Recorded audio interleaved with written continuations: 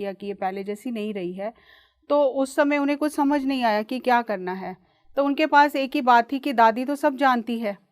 तो उन्होंने फिर, उस समय टेलीफोन भी नहीं होते थे कि फटाफट बात पहुंच जाए, तो उन्होंने जो भी मेरे साथ हो रहा था वो सब उन्होंने चिट्ठी में लिखकर दादी को बताया कि ऐसा ऐसा हो रहा है, हमें समझ नहीं आ रही इस लड़की को हो क्या गया है, पूरी तरह बदल गई है ये और घर में बैठती ही नहीं है।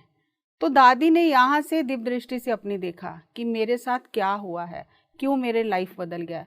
तो उन्होंने फिर कहा कि जैसे ही ये चिट्ठी मिले जिसका उन्होंने उत्तर दिया, इसको लेकर दिल्ली आ जाना, 1 मिनट भी इसको नहीं देना सोचने के लिए। तो उस समय जब मैं स्कूल से आई तो पापा ने कहा कि दादी बहुत बीमार है, वो तुझे देखना चाहती है और मुझे ले आए।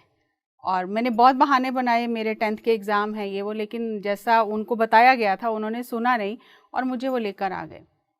अब जब मैं यहाँ आई तो दादी ने मुझे देखा, वो मेरा पहला एनकाउंटर था उनके साथ में, जैसे किसी को एनकाउंटर किया जाता है। तो मैं तो किसी और दुनिया में थी।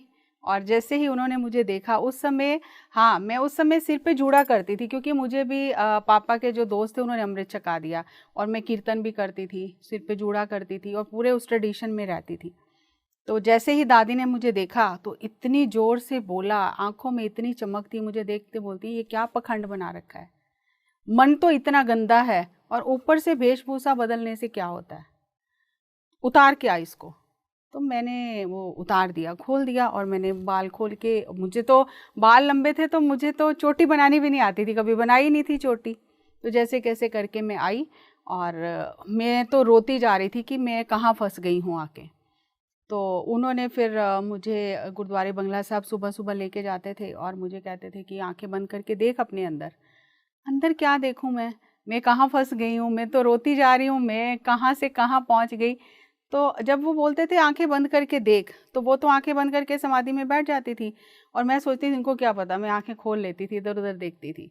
तो उसी समय वो आंखें खोल के कहती थी आंखें क्यों खोली हैं, बंद कर। तो मैं बड़ी हैरान होती थी, इनको कैसे पता चल जाता है कि मैंने आंखें खोली हैं।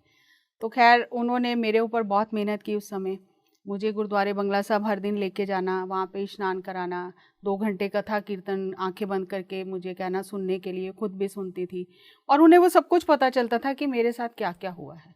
सो उस समय फिर उन्होंने 2-3 दिन बाद मुझे भी अपने अंदर से पता चलने लग गया क्योंकि वो अपने हाथों से खाना बना के खिलाती थी और सारा दिन मुझे बंगला साहब का अमृत पीने के लिए कहती थी।